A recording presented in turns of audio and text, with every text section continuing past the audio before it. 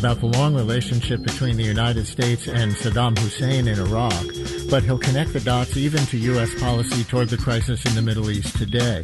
Also, as always on Tuesdays, our climate story of the week. The Brian Lehrer Show, weekdays at 10 a.m. on WNYC.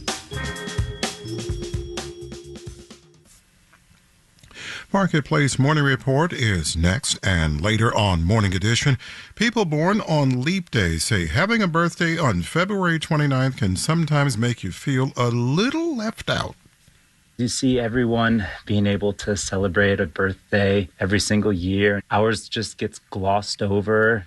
But leap day babies, this is your year to party. More on that, and a proposal to do away with leap years next hour.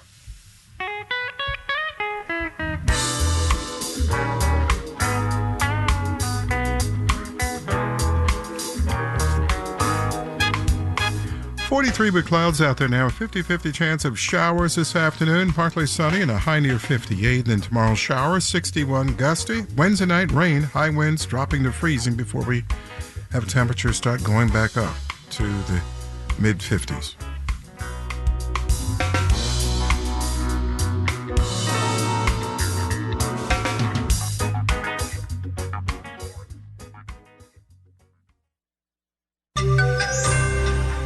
A tree grows in a news desert. Marketplace Morning Report is supported by Affinity, provider of the CRM for the private capital relationship economy. Affinity knows who has the best relationship with the right startup. Affinity.co/marketplace. And by Progressive. Progressive Commercial Insurance offers personalized rates and customizable coverages for your business vehicles. More at progressivecommercial.com. I'm David Brancaccio. They say all politics is local, so where's the local news coverage this election year? I've been traveling to what are called news deserts in Super Tuesday states to hear about the business models that are failing or informing voters as they make their choices in 1 week. We began our Democracy in the Desert coverage in Texas, part of a group of 6 contiguous counties close to the U.S. border listed as news deserts. Yesterday, we heard about the last daily newspaper in Valverde County that folded more than 3 years ago. Today, who is covering things now? If I can get a better understanding of what is needed. On a winter Wednesday in the county seat of Del Rio, the best show in town may be this regular meeting of the elected commissioners who see to the county's business. The presiding officer for the county is unhappy with the city, and his language is Texas spicy. We met with him, and he's a dipshit. The commissioners, experts, and residents are looking to fix low water pressure in one neighborhood. Things also get edgy about a location for early voting in the run-up to next week's election. The more cramped space wins. It's crucial stuff. And are there any reporters in this news desert to write up the highlights, other than a visitor like me? Well, there is. A very experienced reporter named Karen Gleason. All politicians will talk to me. I make a deal with people. I say either answer my phone call or tomorrow morning I'm going to show up outside your office. And over the years, I have built trust with these people. Gleason's been reporting from this part of Texas since the 1980s, with many years at the Del Rio News-Herald, the daily paper that died in 2020. Now she works for the local online news site here called 830 Times. 830 is the area code. Karen is very good at stories small and stories big. They started coming across the river just upstream of the International Bridge where it's very shallow. She's talking about 2021, when thousands of people from Haiti gathered under the border bridge here seeking asylum. Now, if you need context and depth, our colleagues at Texas Public Radio would, in the fullness of time, provide that with an incisive and extensive podcast series called Line in the Land. Especially since the humanitarian need is so apparent and so great. But in the very first days of the story, locals were desperate for news on what was happening on the ground, with Border Patrol limiting access. It was Gleason with the contacts to enlist help from the mayor, who had gone to school with her son. He goes, "We're going to hide you in the back of my car." They covered me with blankets, and we went through the Border Patrol checkpoint at the fence, and he'd tell me, okay, nobody's looking. 830 Times is nonpartisan and has a paper edition that comes out Fridays, plus occasional Facebook Live broadcasts. It is not the newspaper of yore, but it is a resource. Joel Langton, 830 Times publisher, tells me it is a crock of you-know-what that media researchers call this a desert. We put out anywhere from 24 to 40 pages of news every week. It's hyper-local, but if you talk to some pointy head from Northwestern University, they're going to say it's a news desert. Well, guess what? You haven't set foot here. He's selling ads and paid legal notices to bring in money. Langton had a long career with the Air Force and did PR for the base here, Laughlin. Like many a startup, 830 Times has been supported in part by Joel's own savings. My retirement fund is not as good as it was, but it's not being drained as quickly as it was at one time either.